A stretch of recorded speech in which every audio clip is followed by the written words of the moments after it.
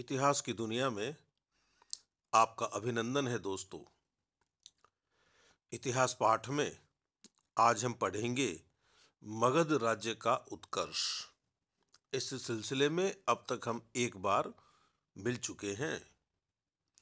मेरे पास जो किताब है उसका नाम है प्राचीन भारत का राजनीतिक तथा सांस्कृतिक इतिहास, जिसके लेखक हैं प्रोफेसर विमल चंद्र पांडे। पिछले अंक में हमने बिंबिसार के विषय में जाना और आज अजातशत्रु की बात करेंगे, जो बिंबिसार का पुत्र था। मगध में अजातशत्रु ने 493 ईसा पूर्व से लेकर 461 ईसा पूर्व तक शासन किया। बिंबिसार के अनेक पुत्र थे।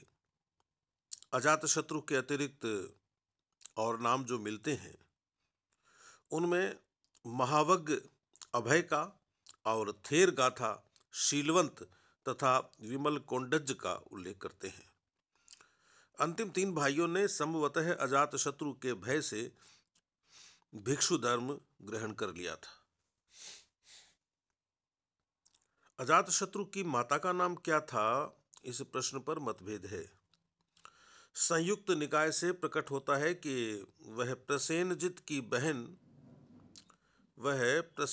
बहन कौशल देवी का पुत्र था, परंतु जैन साहित्य उसे वैशाली के राजा चेटक की पुत्री चेलना का पुत्र बताता है।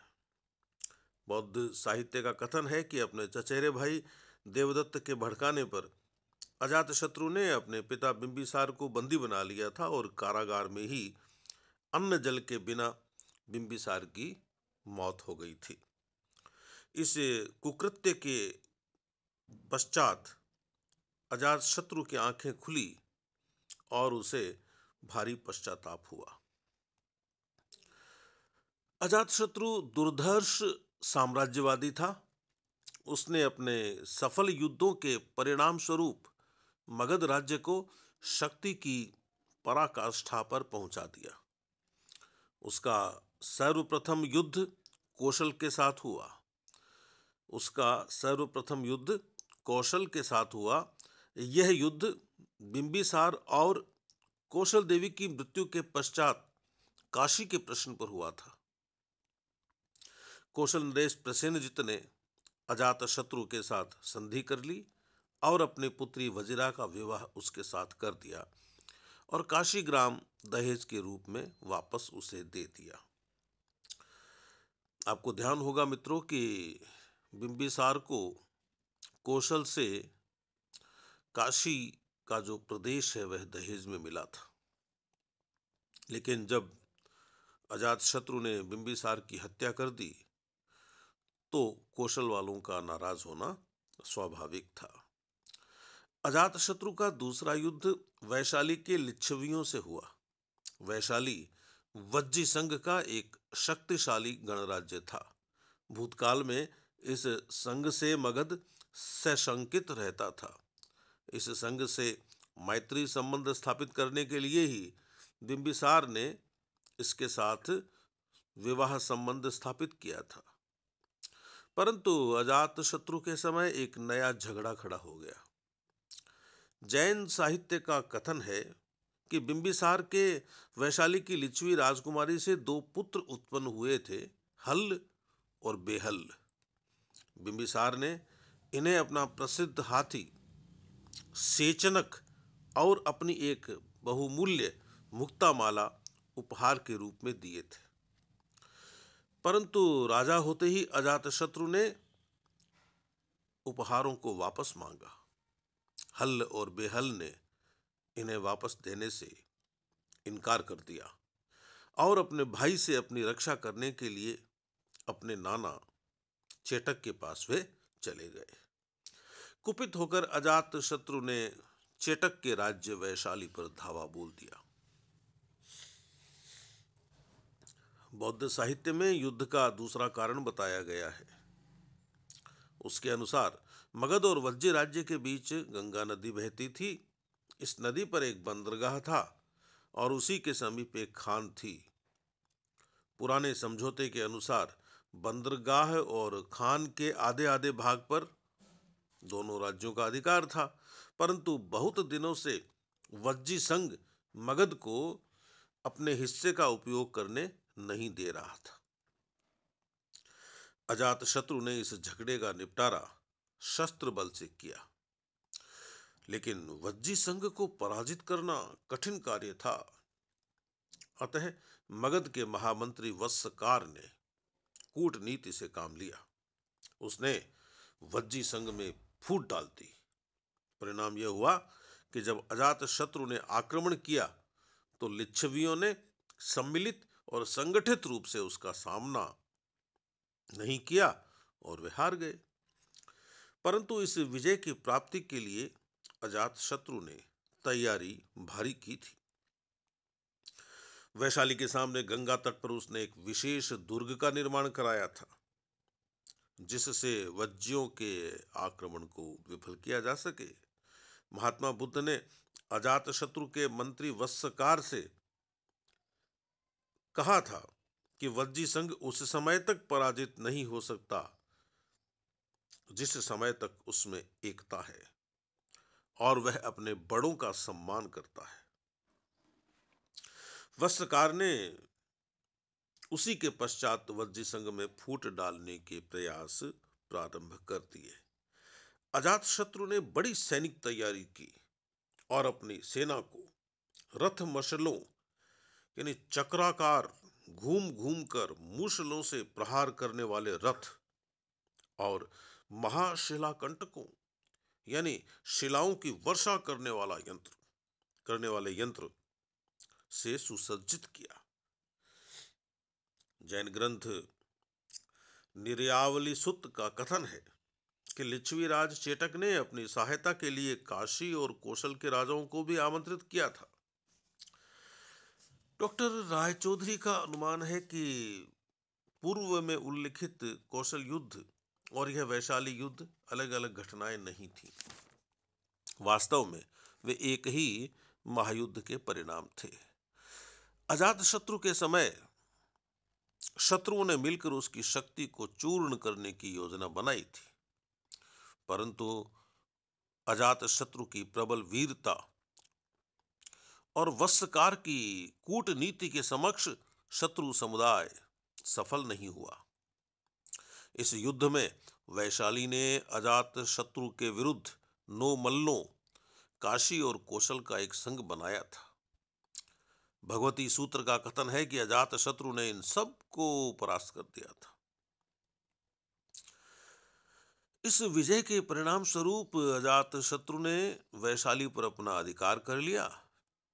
काशी प्राप्ति और अंग विजय के पश्चात वैशाली विजय के रूप में मगध ने साम्राज्य स्थापना की और तीसरा कदम उठाया। आर्य मंजुश्री मूल कल्प के अनुसार अजातशत्रु के राज्य में मगध, काशी, अंग और वैशाली के प्रदेश थे। वस्तुतः अजातशत्रु को शक्तिशाली अवंती राज से भय था। मध्यम निकाय का कथन है कि अवंतीराज प्रद्योत के आक्रमण की आशंका से अजातशत्रु ने अपनी राजगृह का दुर्गीकरण करवाया था। भास से प्रतीत होता है कि अजातशत्रु ने अपनी पुत्री पद्मावती का विवाह वत्स नरेश उदयन के साथ कर दिया था। इस संधि ने भी अवंती नरेश प्रद्योत को हतोत्साहित किया। अतः एकछत्र राजा की उपाधि के लिए इन 2 प्रतियोगियों का निर्णायक युद्ध नहीं हो सका। इस निर्णय के पूर्व ही अजातशत्रु की मृत्यु हो गई। अतः उसके उत्तराधिकारी को अवंती राज्य से लोहा लेना पड़ा। पुराणों के अनुसार अजातशत्रु ने 25 वर्ष तक शासन किया। पुराणों के अनुसार अजातशत्रु ने 25 वर्ष तक शासन किया, परंतु बौद्ध साक्ष्य उसका काल 32 वर्ष बताते हैं। स्मिथ के अनुसार इस अंतर का कारण यह है कि बौद्धों ने अजातशत्रु के चंपा में उपराजा के रूप में कार्य करने के 7 वर्ष की अवधि भी जोड़ दी है। अजातशत्रु के शासनकाल में ही दो युग प्रवर्तकों महावीर स्वामी और महात्मा बुद्ध को निर्वाण प्राप्त हुआ था। अजातशत्रु का धर्म यदि हम देखें तो प्रतीत होता है कि प्रारंभ में अजातशत्रु का झुकाव जैन धर्म की ओर था। जैन साहित्य में पितृहंता के रूप में अजातशत्रु की निंदा नहीं की गई है।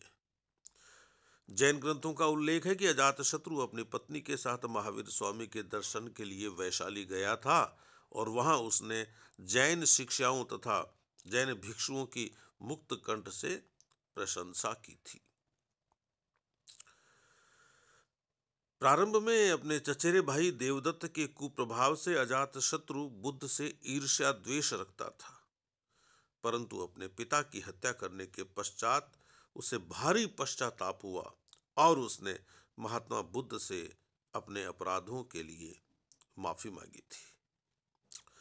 कुछ साक्ष्यों से यह भी अनुमान लगाया जाता है कि अपने जीवन के उत्तरार्ध में अजातशत्रु का झुकाव बौद्ध धर्म की ओर हो गया था।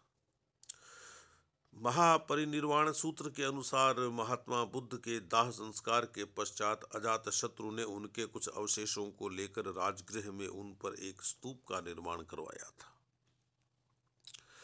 बुद्ध के निर्वाण के पश्चात बौद्धों की प्रथम संगीति के लिए अजातशत्रु ने व्यवहार की पहाड़ी की एक गुहा में एक सभा भवन बनवा कर दिया था। ईसा पूर्व द्वितीय शताब्दी के भरहुत लेख से प्रकट होता है कि महात्मा बुद्ध और अजातशत्रु की भेंट हुई थी। इस संबंध में अजातशत्रु भगवती बंदते लिखा हुआ मिलता है भरहुत के लेख में। अजातशत्रु के बाद शासक बना मगध का उदाइन, जिसने 461 ईसा पूर्व से लेकर 445 ईसा पूर्व तक शासन किया। पुराणों के अनुसार अजातशत्रु के पश्चात दर्शक मगध का राजा हुआ, परंतु बौद्ध और जैन साक्ष्य उदाइन को अजातशत्रु का पुत्र और उत्तराधिकारी बताते हैं। अधिकांश विद्वान इसी मत को स्वीकार करते हैं। फिर आखिर यह दर्शक कौन था? महावंश और दीपवंश में बिंबिसार वंश के अंतिम राजा नागदासक का उल्लेख है। भंडारकर दर्शक का समीकरण इसी नागदासक के साथ करते हैं। डॉक्टर रायचौधरी दर्शक को एक मांडलिक राजा मानते हैं जो बिंबिसार के समय राज्य कर रहा था। महावंश के अनुसार उदयी भट्ट यानी उदाई ने अपने पिता अजातशत्रु की हत्या करके सिंहासन प्राप्त किया था।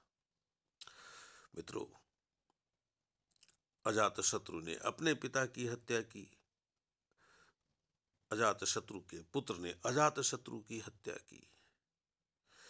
राजनीति की इस प्रकृति को हमें समझना होगा। सत्ता के लिए कुछ भी किया जा सकता है, यह आज का सच नहीं है, यह हमेशा का सच है। उदाई की बात कर रहे थे अपन, उदाई या उदाइन। डॉक्टर जायसवाल इस कथन पर विश्वास नहीं करते कि अजातशत्रु की हत्या उदाइन ने की थी। उनका तर्क है कि गार्गी संहिता में उदाइन के लिए धर्मात्मा शब्द का प्रयोग किया गया है, अतः वह पितृघाती नहीं हो सकता। परिशिष्ट पर्वन, गार्गी संहिता और वायु पुराण के अनुसार उदाइन ने नई राजधानी पाटलिपुत्र की स्थापना की थी। साम्राज्य विस्तार के साथ व्यापारिक, सैनिक और प्रशासनिक दृष्टि से अधिक उपयुक्त राजधानी की जरूरत थी, इसलिए पाटलिपुत्र की स्थापना की। पाटलिपुत्र की स्थापना गंगा और सोन नदी के संगम पर हुई। यह प्रत्येक दृष्टि से राजगृह की अपेक्षा अधिक उपयुक्त थी। परिशिष्ट पर्वन के अनुसार राजगृह को अवंती से खतरा था। पुनः कौटिल्य के मतानुसार राजधानी नदियों के संगम पर ही होनी चाहिए। उदाइन भी अपने पिता के समान साम्राज्यवादी शासक प्रतीत होता है। स्थविरावलिचरित का उल्लेख है। स्थविरावलिचरित का उल्लेख है कि उसने एक पड़ोसी राज्य पर आक्रमण किया और उसके राजा को मार डाला। राजा के पुत्र ने अवंती की राजधानी उज्जैनी में शरण ली। कालांतर में उस राजकुमार ने जैन साधु का वेश धारण किया और पाटलिपुत्र में जाकर धोखे से सोते हुए उदयन की हत्या कर दी। इस प्रकार उसने अपने पिता की हत्या का बदला ले लिया। इस समय मगध राज्य के मुकाबले में अवंती का राज्य सिर उठाए खड़ा था। कथा सरित सागर और आवश्यक कथानक से प्रकट होता है कि इस समय तक अवंती ने संभवतः वत्स राज्य को भी अपनी छत्र छाया में कर लिया था।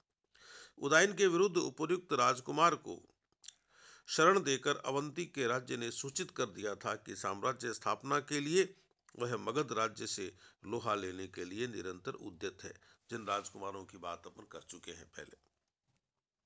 परंतु उदयन के समय में भी मगध और अवंती का निर्णायक युद्ध न हो सका। पुराणों का कथन है कि उदयन ने 33 वर्ष तक शासन किया, परंतु महावंश उसका काल केवल 16 वर्ष बताता है। जायसवाल ने पटना की यक्ष मूर्ति को उदय की मूर्ति बताया है। आवश्यक सूत्र का कथन है कि उसने राजधानी में एक जैन चैत्यगृह बनवाया था। संभवतः उदयन जैन था। यदि हम उदयन के उत्तराधिकारियों की बात करें तो 412 ईसा पूर्व तक उसके उत्तराधिकारियों के नाम मिलते हैं। पुराण कहते हैं कि नंदीवर्धन और उसके पश्चात महानंदिन उत्तराधिकारी हुए। दीपवंश और महावंश में अनिरुद्ध, मुंड और नागदासक के नाम मिलते हैं। और ये लिखा हुआ है कि इन तीनों ने गद्दी अपने पिता को मारकर ही हासिल की थी। दिव्यावदान में मुंड और फिर काकवर्ण का उल्लेख है। इस प्रकार परस्पर विरोधी मतों के साथ उदयन के पश्चात मगध का उत्तराधिकार क्रम असंदिग्ध रूप से निश्चित नहीं किया जा सकता। तो मित्रों, यह था आज का इतिहास पाठ। नमस्ते।